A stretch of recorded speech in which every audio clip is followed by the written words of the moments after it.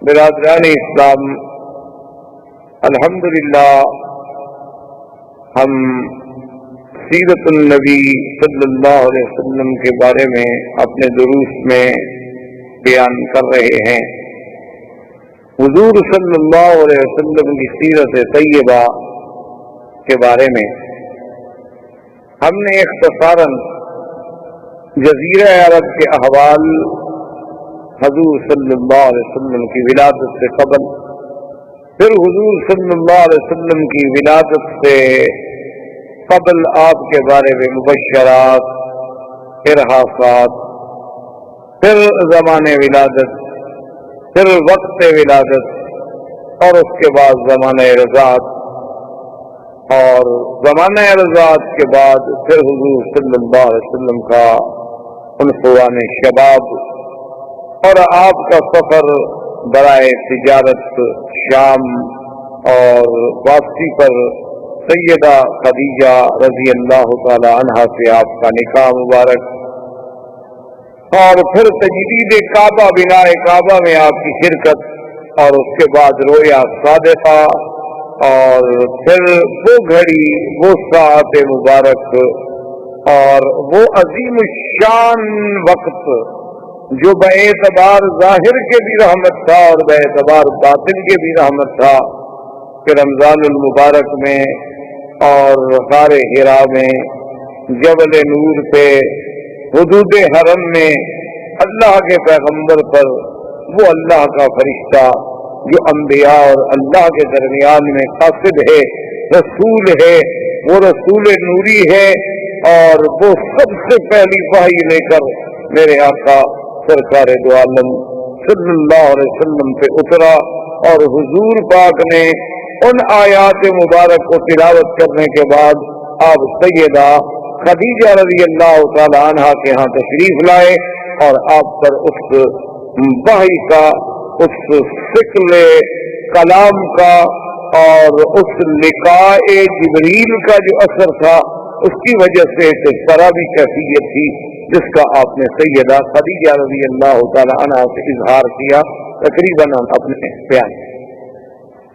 اور سب سے پہلی بات تو یہ سمجھیں کہ وحی جو ہے، جب تک وحی نہ ہو اس وقت تک اللہ کا نبی نہیں کہلاتا، حالانکہ فیصلہ تو اللہ تقدیر میں کر چکے ہو، کیونکہ اللہ کے علم میں ہر چیز سب کو پتا ہے کہ ہم نے کس کس کو نبوت دینی ہے، کس کو رسول بنانا ہے، اور کس پیغمبر نے کس زمانے میں مبعوث ہو، کتنا دن اس نے دنیا میں رہنا ہے، اور کب، یہ سب اللہ کے علم۔ لیکن جب ان کی بعثت کا زمانہ قریب آتا ہے، تو جب وحی نازل ہوتی ہے تو اب ان کو نبوت ملتی ہے، یعنی وقت بعثت کا تعلق جو ہے وہ وحی۔ اب وحی کیا چیز ہوتی ہے؟ وحی کا معنی ہوتا ہے کہ کسی کلام کا، کسی کلام مخفی کا بڑے مخفی طریقے سے کسی تک پہنچانا، اس کو کہتے ہیں وحی۔ اور اللہ جو اپنے نبیوں پہ وحی فرماتے ہیں، اس کے پھر یعنی اقسام۔ ایک تو وحی کا طریقہ یہ ہوتا ہے کہ اللہ تبارک و تعالیٰ اپنی قدرت سے پیغمبر کے سینے میں بات ڈال دیتے ہیں، یہ بھی ایک وحی ہے۔ اور ایک طریقہ یہ ہوتا ہے کہ اللہ کا فرشتہ وحی لے کے آتا ہے، لیکن وہ اللہ کے حکم سے پیغمبر کے دل پہ القاء کرتا ہے، یعنی ایک تو اللہ نے خود براہ راست وحی ڈال دی، درمیان میں کوئی فرشتہ نہیں، اللہ تبارک و تعالی نے پیغمبر کے دل میں ایک بات کا القاء کر دیا۔ دوسرا طریقہ یہ ہے کہ آیا تو فرشتہ، اترا تو فرشتہ لے کر وہ وحی، لیکن اس نے کہا اللہ تبارک و تعالیٰ کے پیغمبر کے دل پر اللہ کے حکم سے اس وحی کو اتار دیا، جیسے کہ قرآن پاک نے ایک مقام پہ اس کی وضاحت بھی کی ہے، فرمایا نزل به الروح الامین علی قلبک لتکون من المنذرین، آپ کے دل مبارک، یہ دو۔ اور تیسری صورت یہ ہوتی ہے کہ وہ فرشتہ کسی انسان کی شکل میں آ کر اللہ کے پیغمبر کے آمنے سامنے بیٹھ کے وہ واعظ سناتا. اور سب سے آسان صورت یہی ہے کہ جب فرشتہ کسی انسانی شکل میں اللہ تبارک و تعالیٰ کے پیغمبر کے سامنے آئے اور آ کے بات کرے اور اللہ تبارک و تعالیٰ کا پیغام پہنچائے، تو جبریل علیہ السلام جب پہلی دفعہ آئے ہیں تو وہ اسی صورت میں، یعنی جبریل علیہ السلام جب آئے وحی لے کر، جب سب سے پہلی وہ 5 آیتیں مبارک جو تھیں اقرا باسم ربک الذی خلق وہ نازل ہوئی تو جبریل ایک انسانی شکل میں آئے. لیکن چونکہ حضور صلی اللہ علیہ وسلم نے پہلے جبریل کو دیکھا نہیں تھا اور اس سے پہلے کبھی آپ پر وحی نہیں اتری تھی، اور پھر اللہ کے کلام کا جو اثر ہوتا ہے وہ کوئی معمولی سا اثر تو نہیں ہوتا. صحابہ کہتے ہیں کہ ہم نے اپنے آنکھوں سے دیکھا کہ حضور اگر اٹھنی پہ بیٹھے ہیں اور وحی اترنی شروع ہوئی تو اٹھنی کھڑی نہیں ہو سکتی تھی، بیٹھ گئے. حضرت زید رضی اللہ تعالیٰ عنہ صحابی ہیں رسول پاک کے صلی اللہ علیہ وسلم اور بڑے علماء صحابہ قرائے صحابہ میں سے ہیں، یعنی یہ وہ شان والا صحابی ہے جس کو قرآن جمع کرنے کی ڈیوٹی جو تھی سیدنا ابو بکر صدیق رضی اللہ تعالیٰ لگائی. وہ کہتے ہیں کہ ایک دفعہ حضور کے ساتھ میں بیٹھا تھا اور حضور صلی اللہ علیہ وسلم نے اپنی ران مبارک جو تھی وہ میری فخذ پہ رکھی ہوئی تھی، میری ران پہ رکھی ہوئی تھی، بائیں نازل ہونے لگی، قریب تھا کہ میری ٹانگ ٹوٹ جائے. تو بہرحال جب جبریل علیہ السلام آئے وحی لے اور اسی میں پھر اللہ تبارک و تعالیٰ نے اپنی رحمتوں سے یہ بھی انتظام فرما دیا اور یہ شرف بھی صرف آمنہ کے لال کو ملا صلی اللہ علیہ وسلم کہ جبریل علیہ السلام کو اس کی اصلی صورت میں دکھلایا گیا 2 دفعہ میرے مدنی صلی اللہ علیہ وسلم اور کسی نبی نے نہیں دیکھا. اچھا اس کی وجہ کیا تھی؟ وہ تو نبی کے بعد نبی آتا ہے، ایک پیغمبر آئے اس کے بعد دوسرے نبی آئے تو دوسرے آنے والے نے پہلے نبی کی تصدیق کر دی. اب حضور صلی اللہ علیہ وسلم جو کہ آخری نبی ہیں، خاتم الانبیاء ہیں، خاتم المرسلین ہیں، اللہ کے کروڑوں صلاۃ و سلام حضور کی ذات اقدس پر، آپ کے بعد تو نبی کوئی نہیں اور عیسیٰ ابن مریم جب اتریں گے تو قیامت قریب آ جائے گی. تو یہ درمیان میں جو ہزاروں سال کا وقفہ ہے اس میں تو کوئی نبی نہیں. تو لازماً جو غلط قوتیں ہیں یعنی اعداء اسلام ہیں، اعداء دین ہیں، وہ چاہے یہودی ہوں، نصرانی ہوں، وہ چاہے ہندوز ہوں، مسلم ہوں، کوئی ہوں، الکفر ملت واحدہ، تو ان کے پاس یہ سب سے بڑا ہتھیار تھا کہ جی آپ کہتے ہیں کہ جبریل میرے پاس آئے تو آپ نے کیا جبریل کو دیکھا بھی تھا؟ اسی لیے جب علماء سے آپ علم پڑھتے ہیں تو اس کو کہتے ہیں سند. تو اس سند کا اتصال دیکھا جاتا ہے کہ میں نے مثلاً کس سے پڑھا بھی ان خیر محمد اور خیر محمد نے کس سے پڑھا بھی ان خلیل احمد سہارنپوری، خلیل احمد سہارنپوری نے کس سے پڑھا دی ان شیخ محمود الحسن دیوبندی، انہوں نے کس سے پڑھا دی، تاکہ وہ سند پہنچے گی امام بخاری تک اور پھر امام بخاری سے حضرت محمد رسول اللہ صلی اللہ علیہ وسلم. تو اس لیے اب اللہ نے یہ تو ہوتی نا، اب یہ قرآن کی سند ہے کہ قرآن اتارنے والے کون ہیں اللہ پاک، لانے والے کون ہیں جبریل، اور اتارا کس کے لے گیا حضور صلی اللہ علیہ وسلم.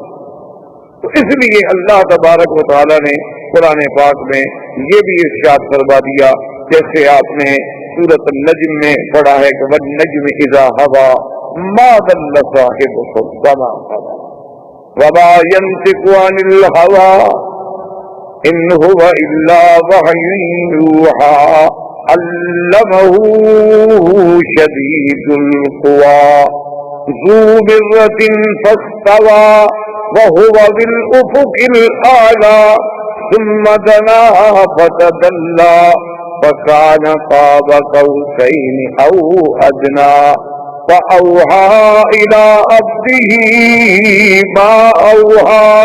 اللہ نے فرمایا کہ ہم نے جو فرشتہ اتارا وہ فرشتہ اتنی قوت والا طاقت والا فرشتہ کہ اس کے بارے میں آپ تصور نہیں کر سکتے کہ جس کو اللہ نے حکم دیا لوط کی بستیوں کو اٹھا کے آسمان تک لے گیا. وَهُوَ بِالْأُفُقِ الْأَعْلَىٰ، تو حضور کو زمین پر بھی دکھایا گیا اور قرآن کہتے ہیں فَلَقَدْ رَآهُ نَزْلَةً أُخْرَىٰ عِندَ السِّدْرَةِ الْمُنتَهَىٰ، اللہ نے پھر جبریل کو اس کی اصلی صورت میں سدرۃ المنتہا کے پاس میرے مدنی پاک کو آسمانوں میں بھی دکھایا، تاکہ اب اتصال سند ہو جائے، اتصال ہو جائے کہ میرے مدنی نے جبریل سے پڑھا، جبریل نے خدا سے پڑھا، اور جس سے پڑھا اس کو دیکھا بھی۔ یہ نہیں کہ کل کوئی کہہ سکے جی پتہ نہیں کون آیا تھا آپ کے پاس۔ اور اسی طرح دوسری بات یہ بھی سمجھیں کہ دشمن یہ بھی کہہ سکتے ہیں کہ کوئی ضروری ہے کہ جبریل اترا ہو، کوئی جن آیا ہو، اس کی کیا دلیل ہے کہ وہ جبریل تھا؟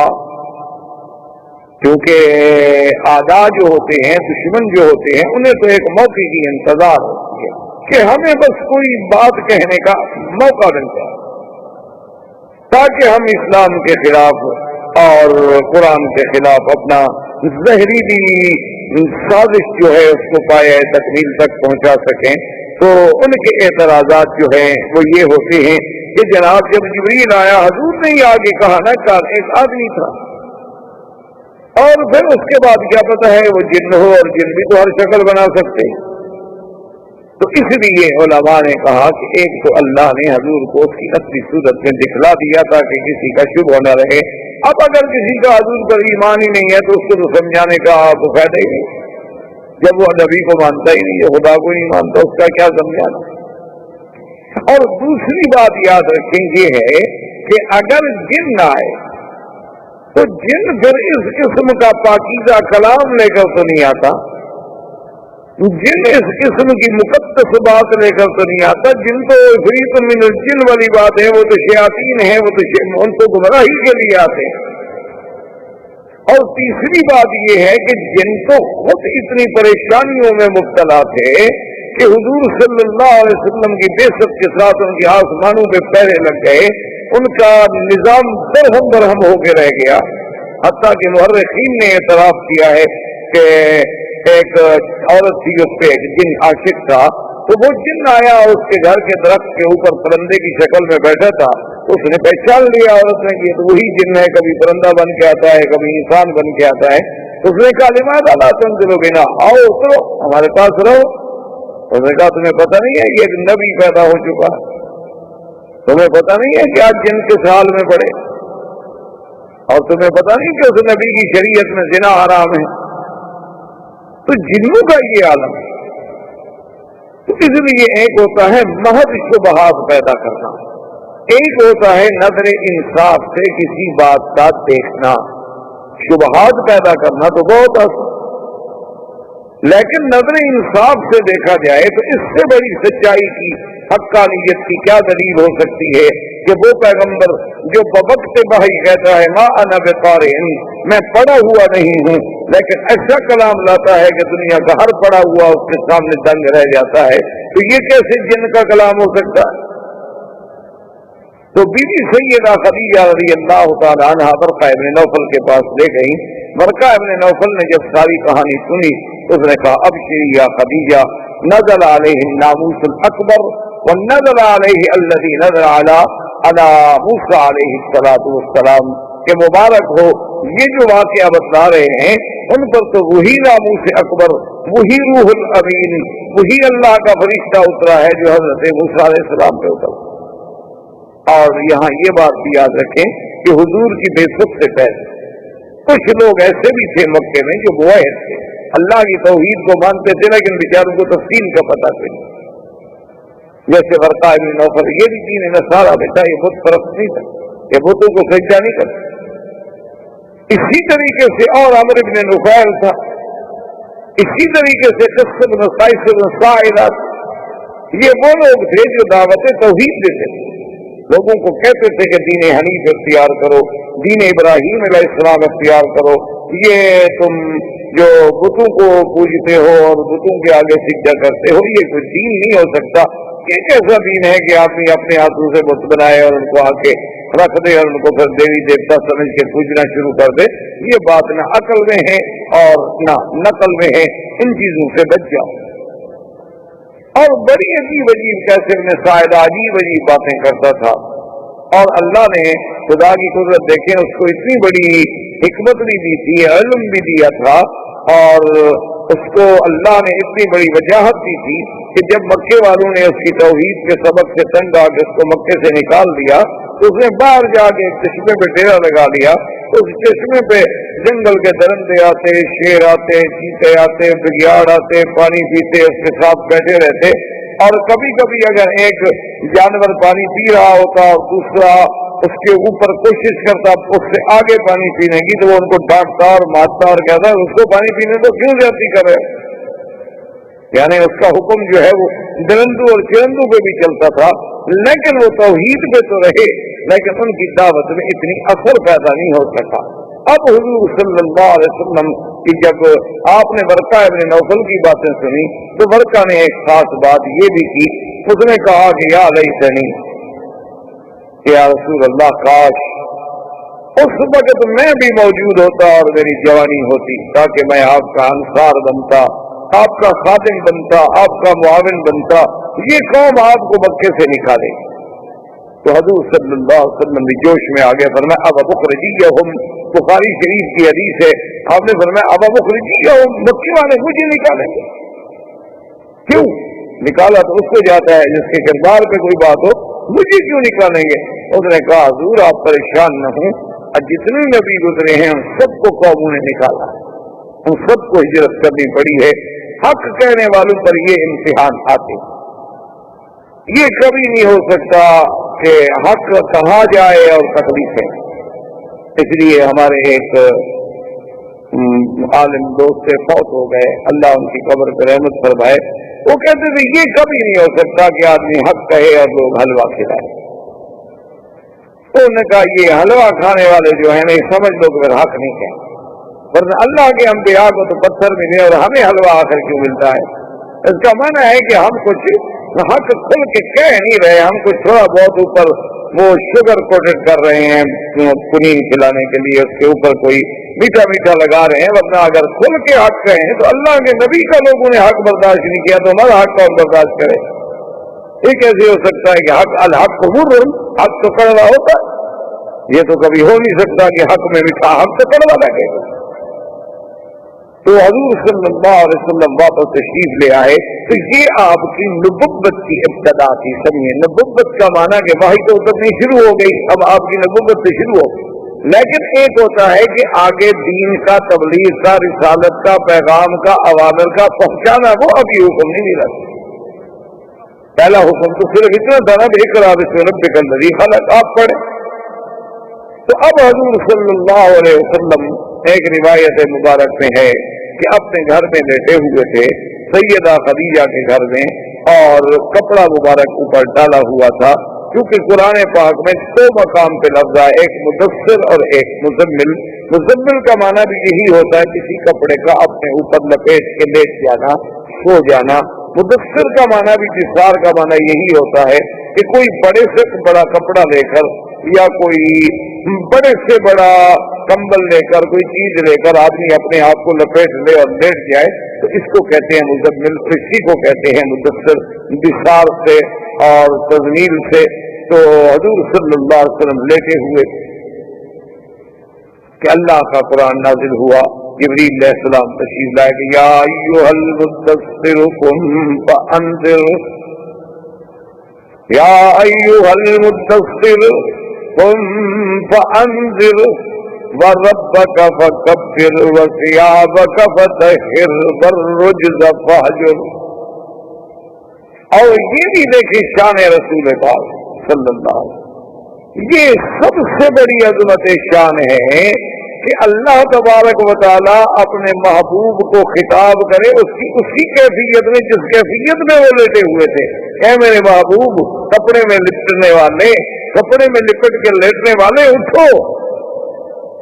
اس سے بڑی محبوبیت کی کیا دلیل ہو سکتی ہے کہ آدمی جب خطاب کرے تو اسی کیفیت کو بیان کرے جو اس کی کیفیت. جیسے کہ سیدنا علی رضی اللہ تعالیٰ عنہ ایک دن حضور پاک تشریف لائے اور حضرت علی کے بارے میں پوچھا تو بی بی فاطمہ الزہرا رضی اللہ تعالیٰ عنہ نے عرض کیا کہ یا رسول اللہ, حضرت علی کسی بات پہ ناراض ہو کے گھر سے باہر تشریف لے گئے ہیں. تو حضور ڈھونڈتے آئے دیکھا کہ حضرت علی مسجد میں لیٹے ہوئے ہیں. اور مسجد में भी इस अंदाज में लेटे हुए हैं कि एक कच्ची ईंट सिराने की नीचे रखी हुई है मिट्टी की, और उसी मिट्टी पे लेटे हुए हैं, तो पर्चा भी नहीं, कोई नीचे बिस्तर भी नहीं, कोई कपड़ा भी नहीं, कुछ भी नहीं, तो आपके बाल मुबारक में और मिट्टी लगी हुई है। तो हजूर ने भी उसी मोहब्बत में उठाया, फरमाया कुम या अबा तुराब, कुम या अबा तुराब, ऐ मिट्टी के बाप उठो। तो ये महबूब की एक महबूबियत की कैफियत होती है कि आदमी उसको उसी कैफियत में खिताब करे। हजरत अली की कुनियत तो अबुल हसन थी, आपके सबसे बड़े बेटे हजरत हसन, तो आपकी कुनियत तो अबुल हसन थी, आपके उसके बाद हजरत हुसैन थे, लेकिन उनको ये हुजूर का प्यारा खिताब जो था वो इतना भाया और इतनी कुनियत पसंद है, उन्होंने कभी आज के बाद मुझे अभी तुरा भी कहा करो, मैं अपनी कुनियत छोड़ सकता हूँ लेकिन हजूर की मोहब्बत से दी हुई कुनियत को नहीं छोड़ सकता। तो ये मामूली सी बात नहीं होती कि अल्लाह अपने नबी को इस मोहब्बत से और इस अंदाज से मुखातब फरमाए, या अय्युहन नबी या अय्युहर रसूल, जैसे फरमाए या ज़करिया या ईसा या आदम, ठीक है, लेकिन उस कैफियत में कि ऐ कपड़े में लिपटने वाले, या अय्युहल मुद्दस्सिर कुम फअंज़िर। और इसके साथ साथ ये बात भी याद रख लें कि जैसे हमारे बाज दोस्त होते हैं जो उनने इसका एक तर्जमा ये भी करते हैं काली कमली में लिपटने वाले, तो ये ज्यादती होती है, ये एक ज्यादती होती है, हमेशा समझा। क्यों कुरान कहता है या अय्युहल मुज़्ज़मिल या अय्युहल मुद्दस्सिर, उसका माना है किसी कपड़े में लिपटना। अब ये अपनी तरफ से तर्जमा करना काली कमली, तो कुरान में एक लफ्ज बढ़ाने वाली बात, ये खुदा बेहतर जाने आखिर उन्होंने कहां से लफ्ज ले लिया, अल्लाह हिदायत ता फरमाए। क्योंकि शायद उन्होंने सोचा हो कि काबतुल्लाह का गिराफ क्योंकि काला है तो हुजूर सल्लल्लाहु अलैहि वसल्लम के लिए भी हम कोई काली कमली तजवीज कर दें। हालांकि जो चीज कुरान और हदीस बयान न करे वो सीरत नहीं होती, ये बहुत बड़ी ज्यादती होती है। और खास तौर पे कुरान और हदीस में कोई लफ्ज अपनी तरफ से बढ़ाया जाए, उतनी हद में रहे जो कुरान कहता है। जैसे हमने एक शोहरत दे दी कि आदम अलैहिस्सलाम ने गंदम का दाना खाया था और जन्नत से निकाले गए, आसमानों से उतारे गए, पता नहीं गंदम का दाना इनको कहां से मौलवी साहबान को मिल गया। यानी कितनी बड़ी ज्यादती है अल्लाह के कुरान। यही फर्क होता है एक आलिम दीन का और एक गैर आलिम का, कि कभी आलिम अपनी तरफ से इजाफा नहीं करेगा अल्लाह के कुरान में। इसीलिए आपने देखा नहीं, कभी आप पढ़े ना तर्जमा तो आपको यूं लगेगा कि तर्जमे में भी सलासत नहीं है, तसलसल नहीं है, इबारत एक दूसरे के साथ जुड़ी हुई नहीं है, तो अजीब अजीब ओपरी ओपरी सी इबारत लगती है कुरान के तर्जमे की उर्दू में। वजह यह है कि जो जितना तर्जमा करने वाला मोहतात होगा वो उर्दू की इबारत का ख्याल नहीं करेगा, वो तो अल्लाह के कुरान के लफ्ज का ख्याल करेगा कि भी इस लफ्ज का तर्जमा क्या बनता है, आगे इबारत बने ना बने, वो इसका मोहताज है कुरान के, उसके लिए हम इबारत बनाए। और हम समझते हैं कि कमाल की तफसीर तो वो लिखी है जी, और जनाब इबारत पढ़ने में लुत्फ आता है, पता लगता है ना कितना सलीस इबारत, चाहे उसमें 20 लफ्ज अपने डाल दिए गए सलीस बनाने के लिए, हालांकि वो कुरान का तर्जमा नहीं होता। आप तफसीर में जो कुछ लिखे, तफसीर करना अलग बात है, कुरान के लफ्ज का तर्जमा करना अलग बात है। एक तो सबसे पहली बात ये समझे कि कुरान भी तो खुद तर्जमा है, पर तर्जमे का तर्जमा करना कितना मुश्किल हो जाता है। क्योंकि अल्लाह ने नकल किया ना कि नूह अलैहिस्सलाम ने कौम से ये कहा, तो नूह अलैहिस्सलाम ने कौम से अरबी में बात थोड़ी की, वो तो सुरियानी जबान में बात की थी या इब्रानी जबान में बात की थी। अल्लाह ने अपने नबी के लिए वो अरबी में तर्जमा करके नूह अलैहिस्सलाम की बात का सुना दिया, तो वो भी तो एक तर्जमा है जिसको खुदा ने किया, फिर उसके तर्जमे का तर्जमा करना कोई आसान बात नहीं होती। तो इसलिए बहरहाल समझिए कुरान ने इतना कहा कि या अय्युहल मुद्दस्सिर, बस कुरान ने इतना कहा कि या आदम वला तक़रबा हाज़िही शजरा, इस दरख्त के करीब मत जाना। वो कौन सा दरख्त था अल्लाह जाने, जब अल्लाह ने कुरान में नाम नहीं लिया तो हम कहां से ढूंढ के ले आए। ये सबसे बड़ी बुनियादी गलती है जिससे हम गुमराह होते हैं, अल्लाह माफ फरमाए। अल्लाह हजरत शाहजी रहमतुल्लाह अलैह अताउल्लाह शाह बुखारी जब फौत हो गए और कादी एहसान जब फौत हो गए, तो कादी एहसान के बारे में उनके एक बड़े मोतक़िद थे और बहुत बड़े वो अदीब भी थे, वकील लायर भी थे, कानूनदान भी थे और सियासी लीडर भी थे और बड़े अच्छे राइटर भी थे। तो उन्होंने शोरिश काश्मीरी को खत लिखा कि मैं काजी साहब की यानी सवाने लिखना चाहता हूँ, क्योंकि काजी साहब के साथ तुम्हारा भी बहुत बड़ा ताल्लुक था, तो मेहरबानी करके उनके कुछ वाक़यात मुझे लिखें। तो उन्होंने शोरिश साहब ने जवाब दिया कि सवाने जरूर लिखो, लेकिन खुदा के लिए काजी साहब को काजी साहब ही रहने देना। यानी सवाने लिखते हुए ये ना कहता कि माँ फौकल फितरत चीज बना दो।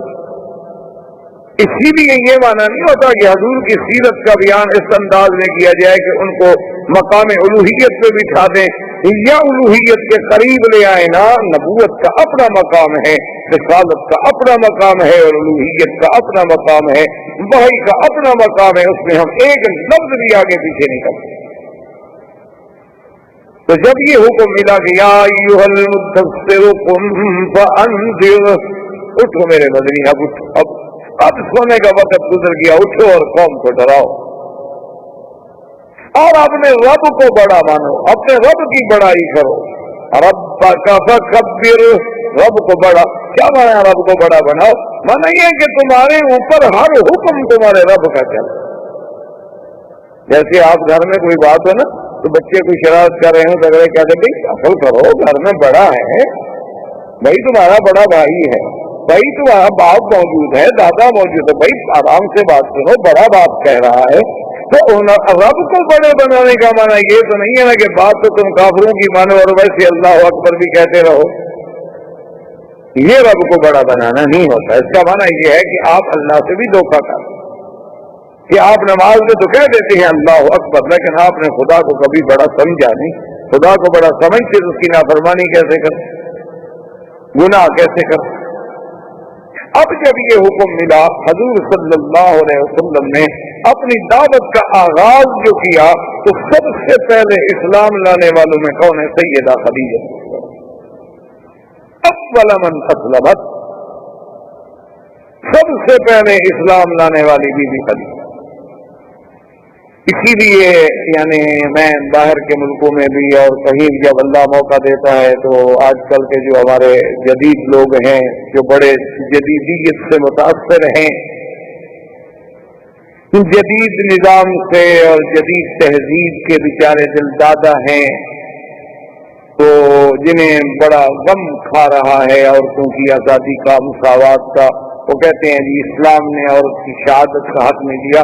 उन्हें बताता हूँ खुदा के बंदे, इस्लाम ने तो औरत को इतनी बड़ी अजमत दी कि मेरे मदनी की नबुव्वत की पहली गवाह औरत है। सबसे पहले इस्लाम लाने वाली कौन है? खदीजा। इस्लाम ने तो इतनी बड़ी इज्जत दी है औरत। अब सैयदा खदीजा इस्लाम लाने के बाद हजरत ज़ैद इस्लाम लाए। हजरत ज़ैद कौन थे? जिनका वाक़या पहले हम पढ़ चुके हैं कि ज़ैद इब्न हारिसा थे, लेकिन बेचारे गुलाम बन के आए और ज़ैद इब्न मुहम्मद कहलाए। असल में वो गुलाम थे, फिर बीबी खदीजा ने खरीदा, बीबी खदीजा ने उन्हें आजाद करके हजूर की गुलामी के लिए वक्फ कर दिया। तो वो भी चूंकि इसी घर में रहते थे तो उस पर हजरत ज़ैद भी इस्लाम लाए। और ये घर वालों की बात हो रही है, यानी घर में घर वालों में से अव्वल कौन इस्लाम लाया? सबसे पहले बीबी खदीजा, हजरत ज़ैद और सैयदना अली।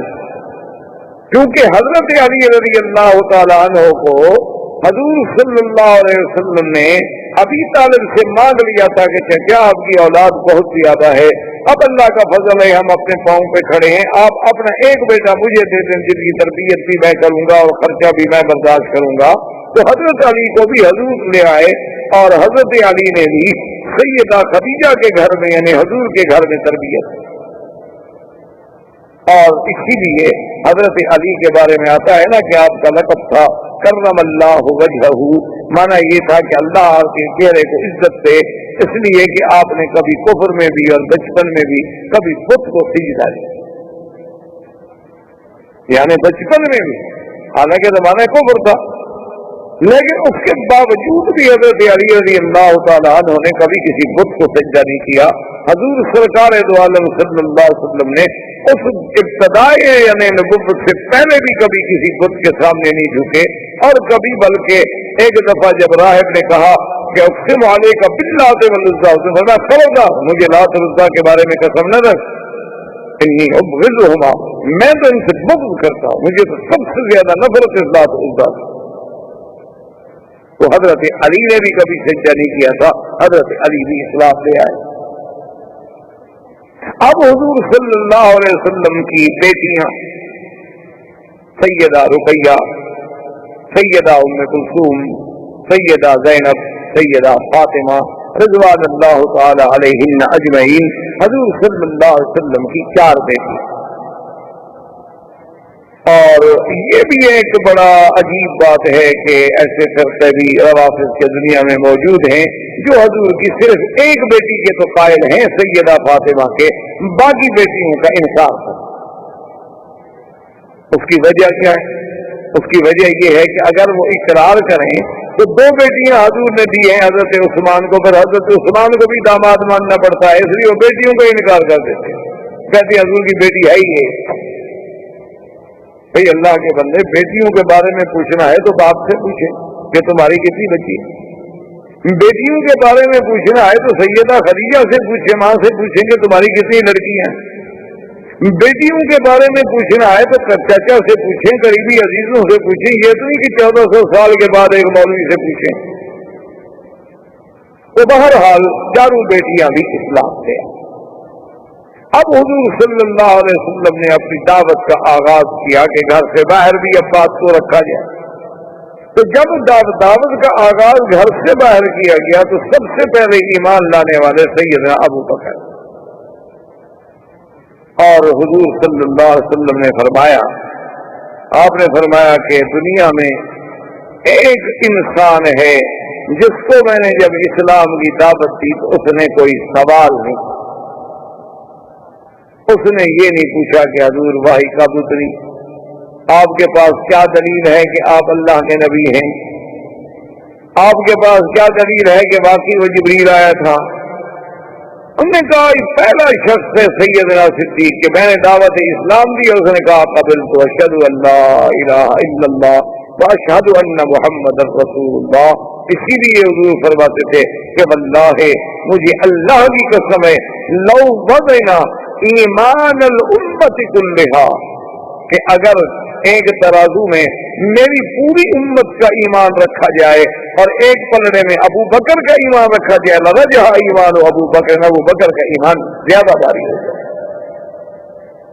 اور اسی طرح سرکار دو عالم صلی اللہ علیہ وسلم نے فرمایا کہ واللہ ما وضع علی الارض احد بعد الانبیاء، کہ خدا کی قسم ہے اس زمین پر انبیاء کے بعد کسی افضل شخصیت نے قدم نہیں رکھا جیسا کہ ابو بکر۔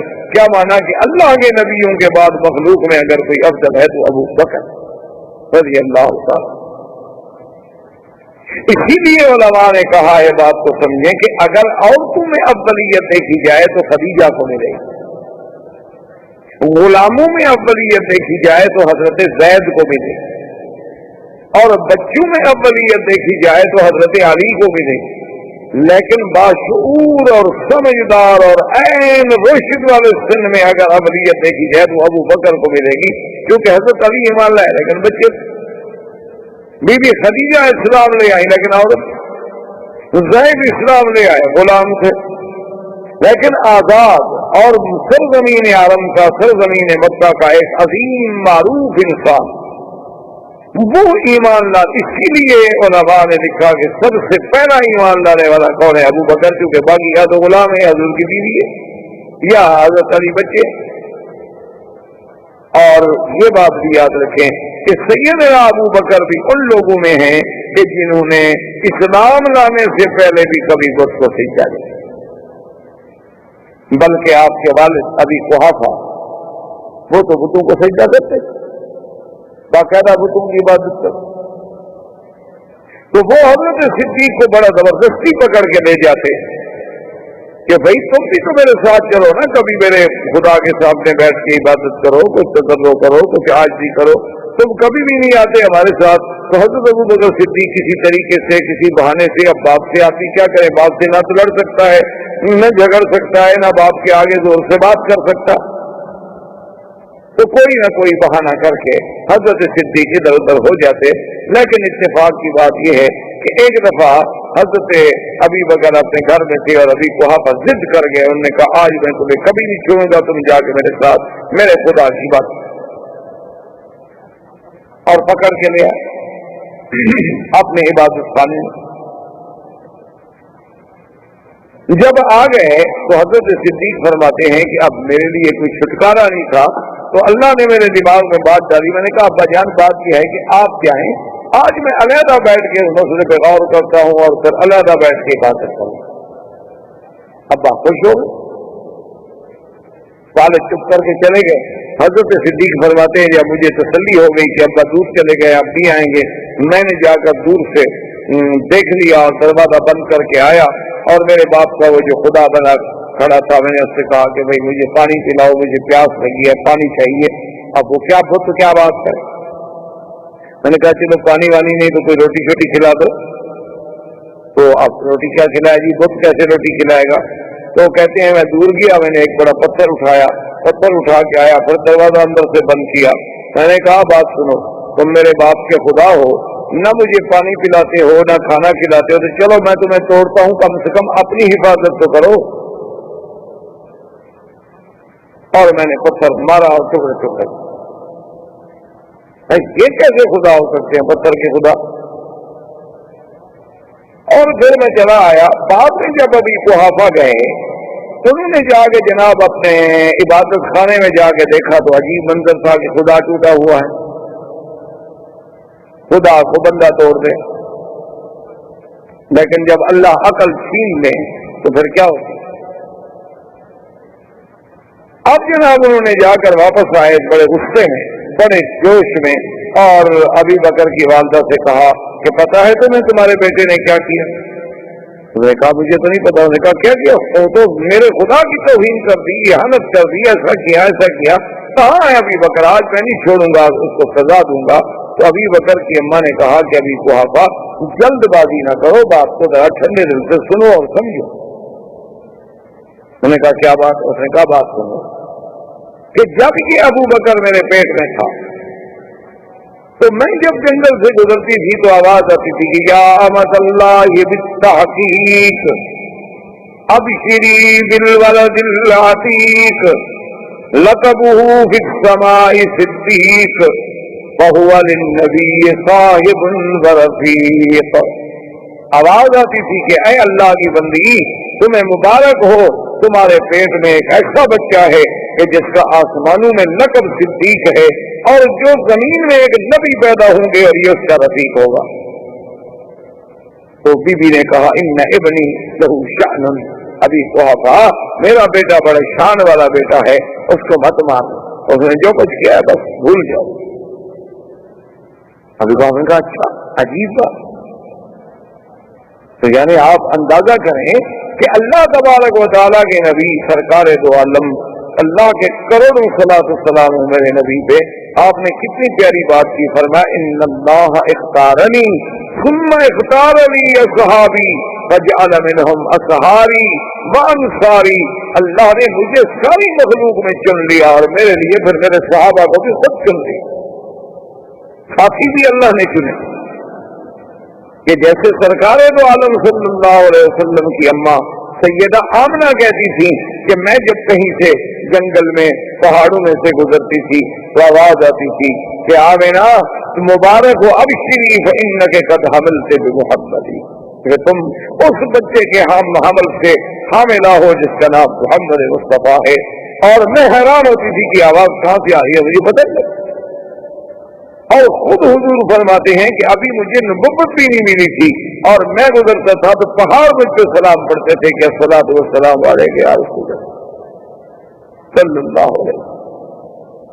और फिर सिद्दीक, तो सबसे पहले ईमान लाने वालों में सैयदना सिद्दीक। और फिर हमारी तरह का ईमान तो नहीं था ना जी, जैसे हमारा ईमान तो ये होता ना कि चलो भाई ठीक है नमाज पढ़े रोजा रखे, छोड़ो आप दूसरे को क्यों डिस्टर्ब करते हो। दूसरे के मामले में हमें क्या पड़ी है, अभी हम कहाँ गड़ाए। ये हमारा अजीब इस्लाम, हालांकि हम शरअन पाबंद हैं कि तुम खैर उम्मतिन उखरिजत लिन्नास तअमुरून बिल मारूफ व तनहौना अनिल मुनकर। ये नहीं कि जी नहीं जी छोड़ो जी, तुम अपनी बिगड़ी बनाओ जी, तुम्हें गैरों से क्या जी, तुम्हें औरों से क्या। ये तो काफिरों का फलसफा है, इसका इस्लाम से कोई ताल्लुक नहीं। इस्लाम कहता है अपनी भी इस्लाह करो, अपने साथियों की भी इस्लाह करो, अपने घर वालों की भी इस्लाह करो, अपने दोस्तों की भी इस्लाह करो, हर आदमी को भलाई का हुक्म करो और बुराई से रोको, वरना तो तुम मुसलमान नहीं बन सकते। अब सैयदना सिद्दीक रज़ी अल्लाह तआला अन्हु चले, हजरत उस्मान के पास आए, उन पे इस्लाम पेश किया, फअस्लम उस्मान, हजरत उस्मान भी मुसलमान हो गए। फिर हजरत साद इब्न अबी वक्कास के पास आए, उन पे इस्लाम पेश किया, हजरत साद भी मुसलमान हो गए। अब्दुर्रहमान इब्न औफ के पास आए, उन पे इस्लाम पेश किया, वो भी मुसलमान हो गए। हजरत तलहा के पास आए, उन पे इस्लाम पेश किया, वो भी मुसलमान हो गए। और इसी तरीके से अब यानी कि इस्लाम फैलना शुरू हुआ तो लोग सैयदना अबू बकर के हाथ पे इस्लाम ला रहे, और फिर फुकरा में से सोफा में से हजरत अम्मार, यासिर, समिया, सुहैब, खब्बाब, ये सब इस्लाम ले आए। हुजूर सल्लल्लाहु अलैहि वसल्लम ने अब अल्लाह के हुक्म के मुताबिक, क्योंकि अब तो अल्लाह ने हुक्म दे दिया था ना कि अंज़िर, अब तो लोगों को डराए, अब तो लोगों को दावत दें, अब तो आप लोगों को पैगाम इलाही पहुंचाएं और दावत तौहीद दें, और जो ना माने उनको अज़ाब जहन्नम से डराएं। क्योंकि नबी का तो वजीफा ही बशीर और नज़ीर होता है कि मानने वालों को बिशारत दे और इनकार करने वालों को डराए। तो हुजूर सल्लल्लाहु अलैहि वसल्लम के बारे में आता है कि आपने एक दिन ये किया कि सुबह सुबह जो था जबल अबी कुबैस पे चढ़ गए। आप तो जानते हैं ये मक्के का हजर असवद के सामने जो पहाड़ है जिसके महल्लात बने हैं, ये जबल अबी कुबैस, और इस पहाड़ की भी अपनी शान है कि हाजा अव्वल जबल मुज़िया अल अर्ज़, ये दुनिया के पहाड़ों में सबसे पहला पहाड़ है जो जमीन में रखा गया, बाकी पहाड़ सब बात है। हुजूर सल्लल्लाहु अलैहि वसल्लम जबल अबी कुबैस पे चढ़े, और अरबी जबान में उस जमाने में रिवाज था कि अगर सुबह के वक्त में या कोई खतरनाक बात कहनी हो, लोगों तक पहुंचानी हो, तो स्पीकर या मुवासलात के जराए तो नहीं थे, लोग ऊंची जगह पे खड़े हो जाते और कहते वाह सबाहा। अब हुजूर ने 2-3 दफा जब आवाज लगाई, सारे मक्के वाले भागे, क्योंकि वो जानते थे कि अल्लाह का नबी है, मोहम्मद रसूलुल्लाह, नबी भी मानते थे कि सादिक अमीन से मानते थे कि सच्चा है, अमानत वाला है, दियानत वाला है, और जिसने 40 साल में कभी अपनी ज़बान मुबारक से गलत बात नहीं की, और वो कभी पहाड़ पे नहीं चढ़े, उन्होंने ऐसा तो कभी नहीं किया। सब के सब कुरैश दौड़े, बनु हाशिम दौड़े, बनु मखज़ूम दौड़े, सब दौड़े आए। तो क्या देखते हैं कि सरकार दो आलम सल्लल्लाहु अलैहि वसल्लम सैयदना मुहम्मद रसूलुल्लाह पहाड़ पे खड़े हैं, और सारे करीब आ गए, और आपने फरमाया कि सरदारों, कुरैशियों, मक्के वालों, एक बात बताओ, अगर मैं तुम्हें ये खबर दूं कि इस पहाड़ के पीछे तुम्हारा दुश्मन जो है लश्कर लेके बैठा हुआ है और हमला करने वाला है, क्या तुम मेरी खबर को मान लोगे? तुमने कहा कि जी बिल्कुल मान लो। यानी इतनी बड़ी अहम खबर, कभी पहाड़ के पीछे दुश्मन फौजें लेके यहाँ तक पहुंच गया है, अभी बस चढ़ाई करेगा तुम पर, इतनी बड़ी खबर अगर मैं दूं तो मेरी खबर को मान लोगे? हमने कहा जी बिल्कुल मान लेंगे, कैसे नहीं मानेंगे। मा जर्रबना का इल्ला सादिकन आदिला, हमने तो 40 साल में हुजूर आपको सच्चा पाया, हमने तो आपको अदल वाला, इंसाफ वाला पाया है, कभी आपकी ज़बान मुबारक से हमने कोई झूठी बात सुनी नहीं, तो कैसे नहीं मानेंगे। तो हुजूर ने फरमाया फिर सुनो, मैं तुम्हें एक कलमा सिखलाता हूं, अगर वो तुम मान लो ना, सिर्फ अरब तो अरब, अजम भी तुम्हारे गुलाम हो जाए। सिर्फ अरब नहीं, अरब तो मामूली सी बात, सब दानत लकुमुल अजम, पूरा अजम तुम्हारे दरवाजों पे सरनगू हो जाएगा। تم نے کہا علمنا یا رسول اللہ، علمنا یا محمد، جلدی کریں بتائیں ایسا کون سی بات ہے، ہم تو ضرور ماننے کے لیے تیار ہیں، کیونکہ عربوں کو سرداری کا بڑا شوق تھا نا مکے والوں کو۔ ہم نے کہا اتنی بڑی سرداری کہ پورا عجم بھی ہماری قیادت مان لے؟ حضور نے کہا بالکل۔ انہوں نے کہا حضور بس دیر کے سے بات کی ہے، مہربانی کرو ہمیں جلدی بتاؤ۔ فرمایا قولوا لا الہ الا اللہ تفلحوا، مکے والوں پھر یہ سب غیر اللہ کو چھوڑ، پھر تمام آلہہ باطلہ کو دلوں سے نکال کے ایک واحد معبود کا اقرار کرو۔ اب جب حضور نے دعوت توحید دی، اتنے گرم ہوئے کہ آپ کا بالکل حقیقی چچا ابی لہب، جس کی کنیت تھی، نام اس کا ابی لہب نہیں تھا، ابی لہب کنیت تھی، نام اس کا عبد العزیٰ، کیونکہ عرب میں یہ رواج ہوتا ہے، ایک نام ہوتا ہے، ایک کنیت ہوتی ہے اور ایک لقب۔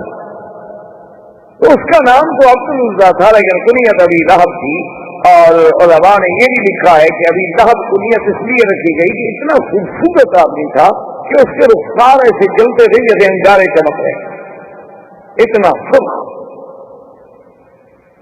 تو اس نے بدبخت نے سرکار دو عالم صلی اللہ علیہ وسلم کی شان میں سب سے پہلی جو گستاخی کی تو ابی لہب نے کی، کہا کہ تبا لک لہذا جماعتنا، لگا نعوذ باللہ ہلاکت ہو آپ کے لیے، آپ کے ہاتھ ٹوٹ جائیں۔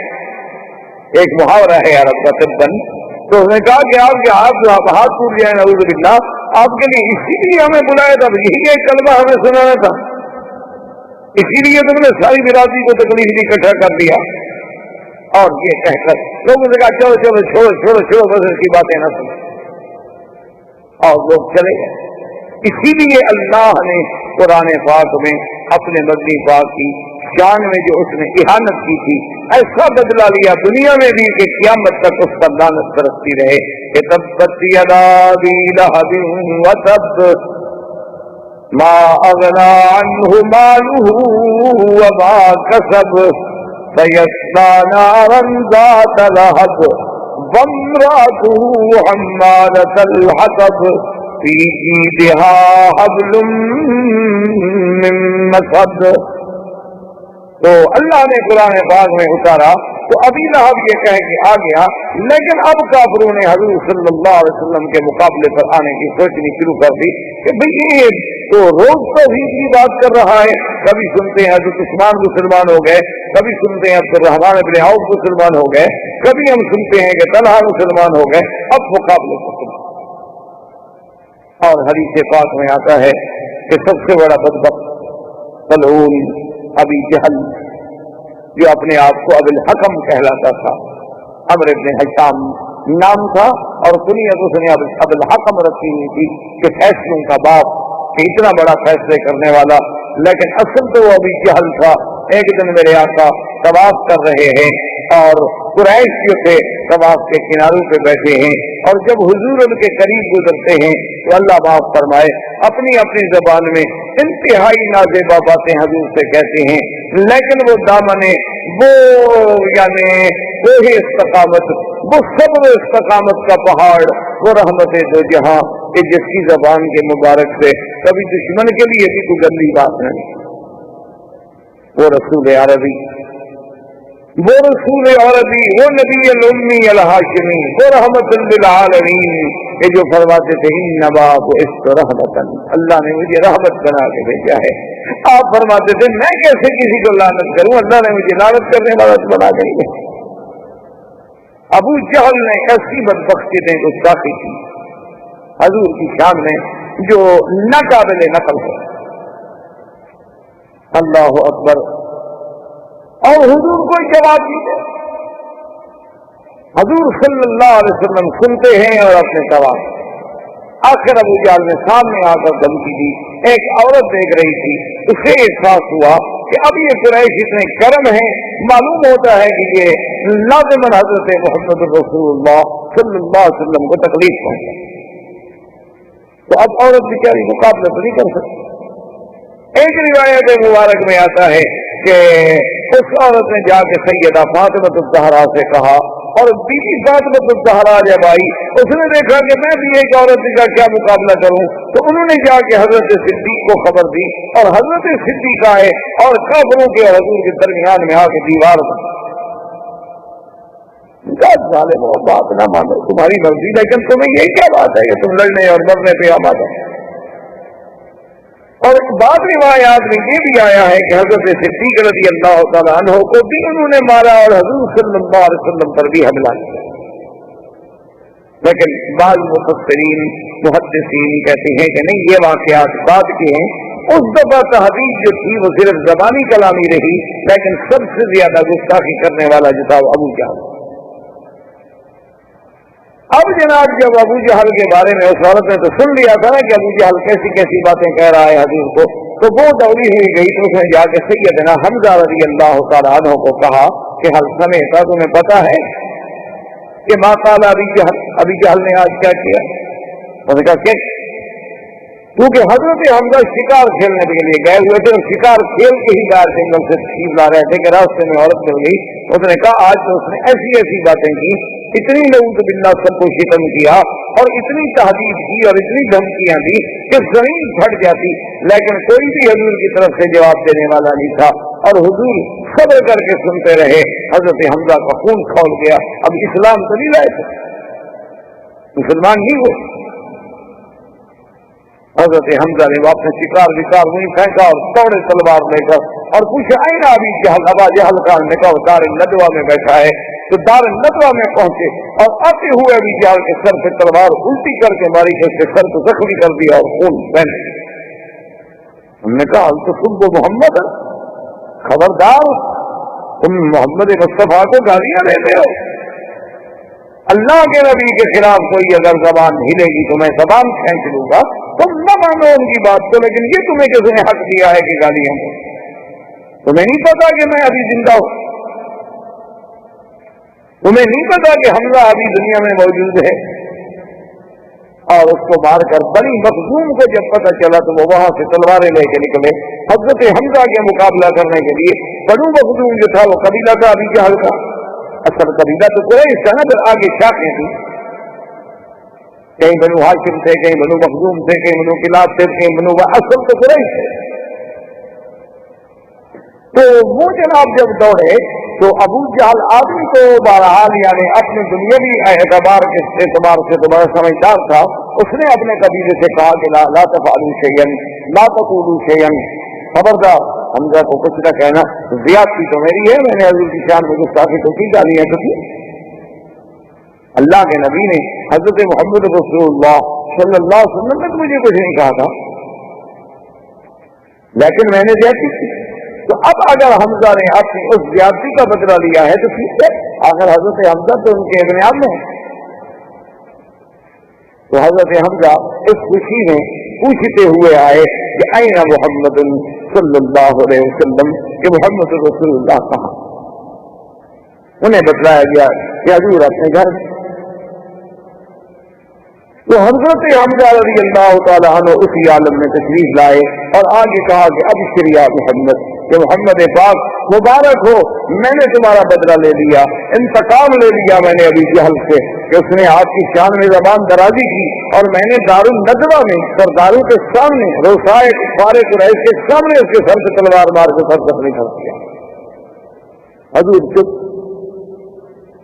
تو حضرت حمزہ نے کہا حضور میں اتنا بڑا مقابلہ کر کے آ رہا ہوں، یعنی میں نے ابو جہل سے لڑائی لے لی، بنو مخزوم سے لڑائی لے لی، اور آپ کو خوشی نہیں ہوئی؟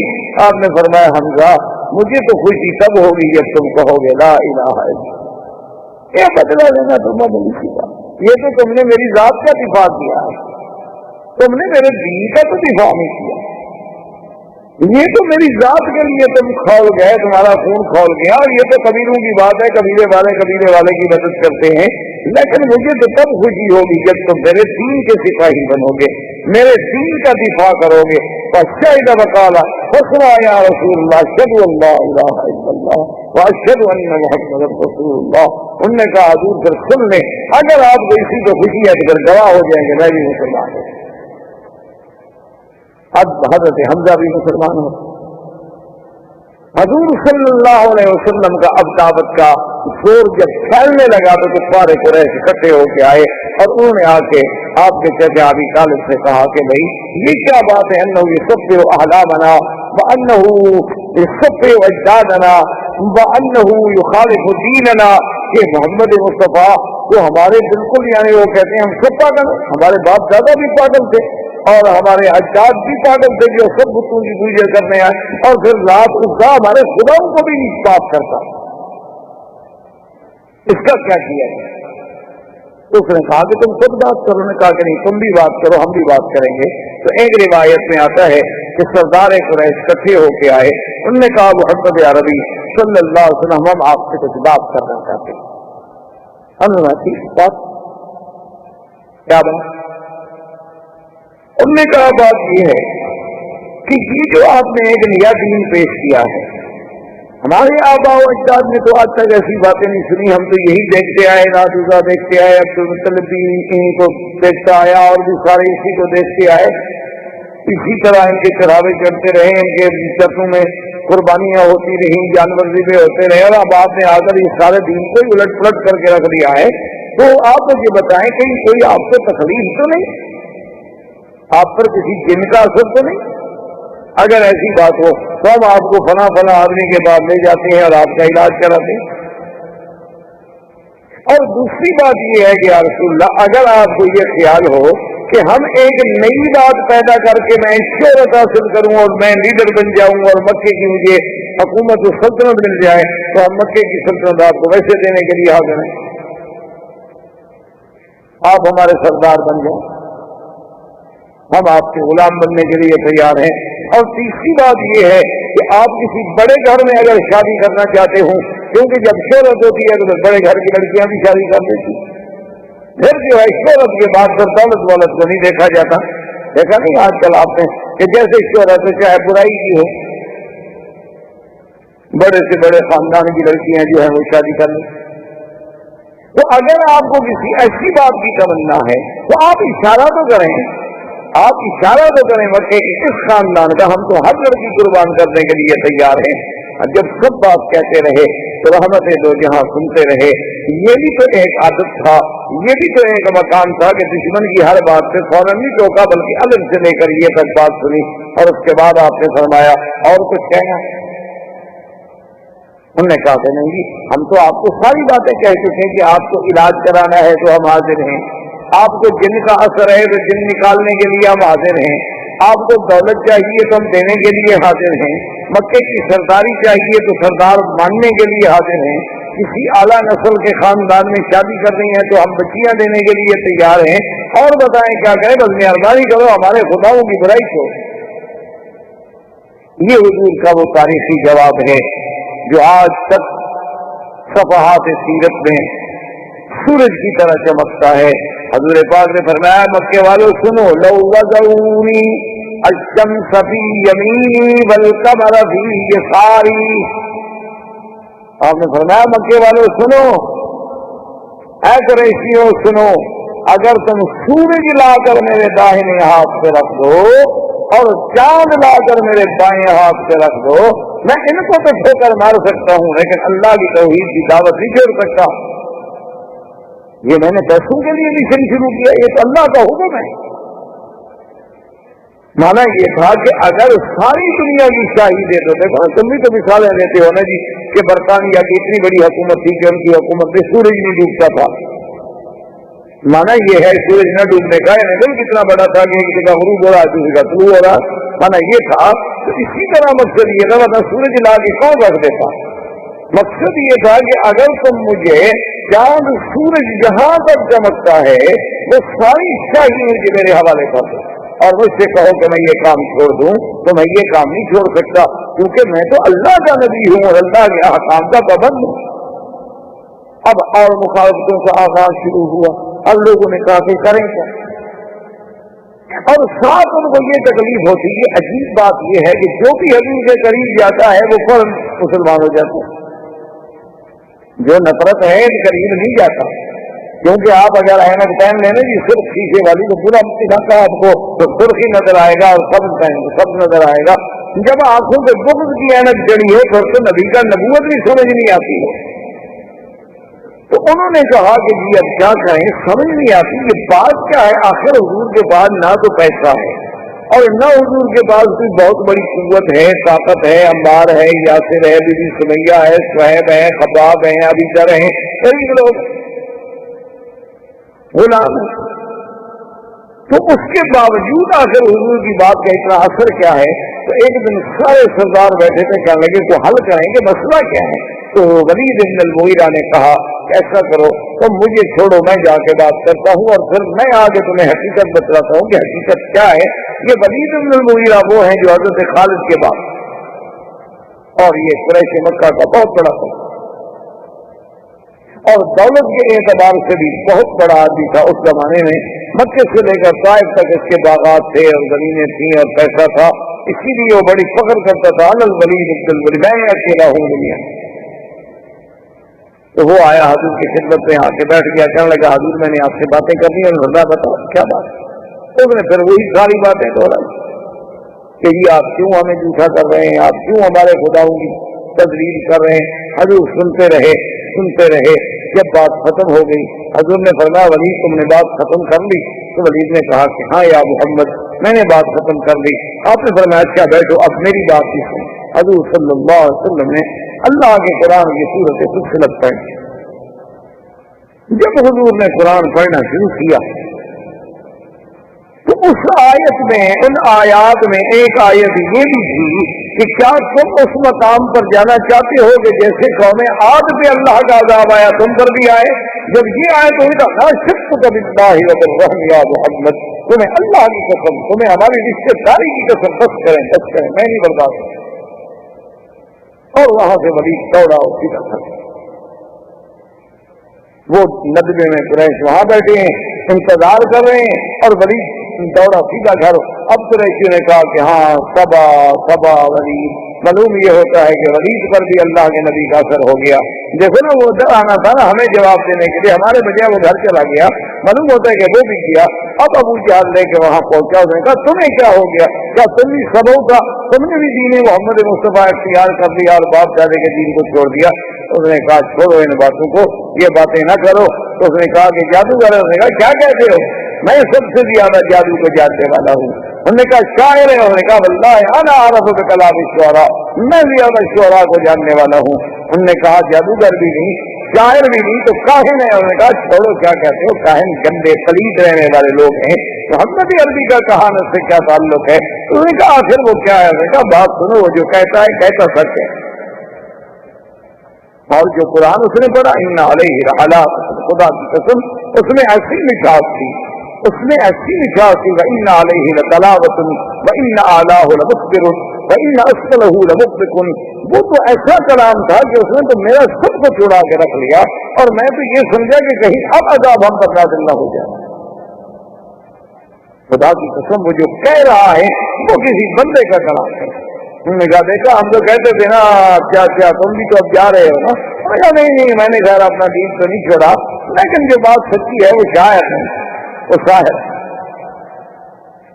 تو اب ابو جہل نے اسے تانے دے کر روکنے کی کوشش کی کہ اس کو غیرت دلاؤ کہ اچھا یار تم تو بڑے سردار بنتے تھے، ایک بات سنی اور تم بھی ختم ہو گئے۔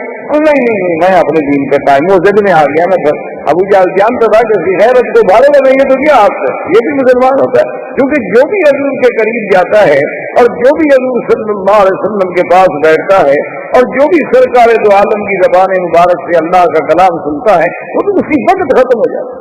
اور کیسے نہ ہو، کلام اللہ کا ہو اور زبان محمد کی ہو صلی اللہ علیہ وسلم۔ یعنی آپ اندازہ فرمائیں کہ آج صدیاں بیت گئی، آج ایک اچھا قاری قرآن پڑھے تو انسان کا دل جھوم جاتا ہے، لیکن وہ کتنا خوش نصیب لوگ ہوں گے کہ جنہوں نے خود اللہ کا قرآن